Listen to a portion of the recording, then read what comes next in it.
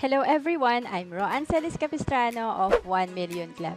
Kung bago ka pa lang sa channel ko, make sure to subscribe and hit the notification bell para lagi kang updated. Aba, meron talagang wordings dito na urgent need for financial education. So, lack of knowledge and understanding about personal finance is causing a lot of Filipinos to lose money and retire poor. So, again, walang pinipiling best time yan. The fact na you are here, nakikinig ka, so it's not an accident. Importante talaga bigyan natin ng oras, ituloy-tuloy natin yung pag-aaral. And of course, 10% lang yan. 90% kailangan may execution talaga, no? So it also destroying relationships. Statistics show no that 90% of marriages are broken because of a financial problem. No, so marami pong nag-aaway at naghihiwalay dahil po sa problema sa pera, no? So kami po mag-asawa since bago po kami nagkakilala, pareho na po kaming nag-iipon, nag-iinvest, no? Pareho din po kami nag-attend ng mga seminar. Never po kami nag-away na about sa pera, no? Kasi importante pala 'yun na disiplinado ka, no? Tapos may planning kayo sa family kasi ang usual po na nakikita natin ngayon, 1 year, no, ang preparation for the wedding. Ang nakalimutan, yung after the wedding, yun ang pinakaimportante. Yung life nyo, no, after ng wedding day, no, yung para sa education ng mga bata, para sa budgeting natin, no? Yung paano yung income nyo mag-asawa. So lahat po 'yan kailangan talaga lahat tayo is nagbibigay ng time. Kahit po isang oras, no? So sa mga may asawa po dito or kung may boyfriend, girlfriend ka pa lang, matetest natin 'yan, no?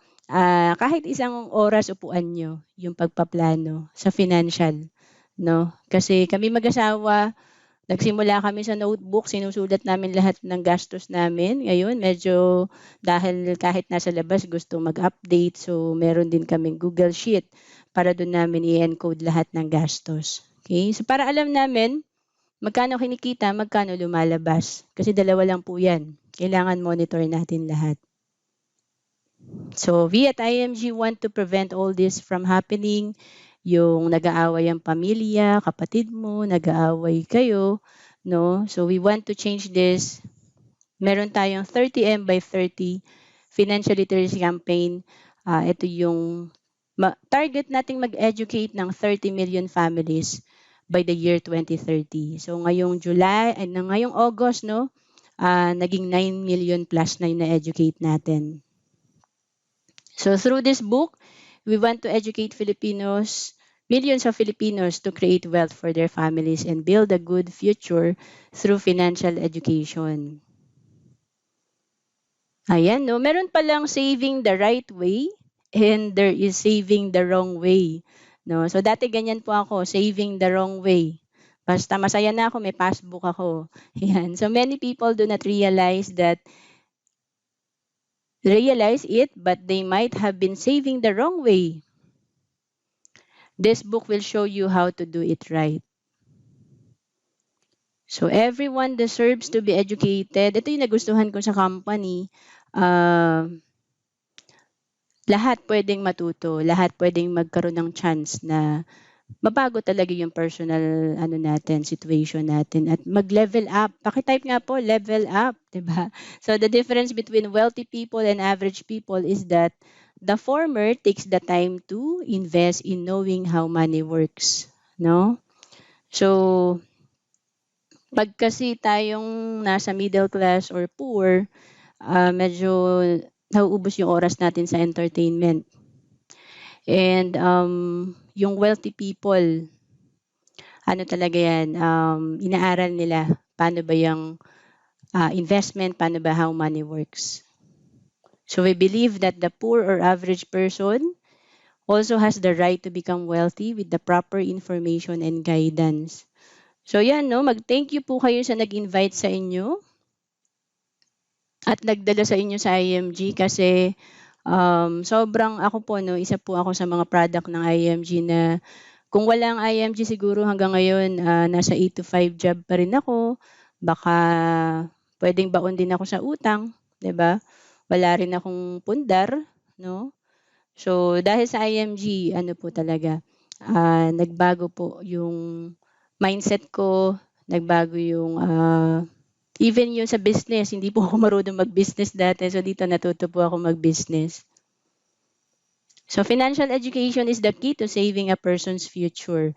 However, many think that it's only for the rich, that only they deserve financial education. So, through this book, we can help the financial industry educate Filipinos on a massive scale. So, again, pakitype nga po everyone.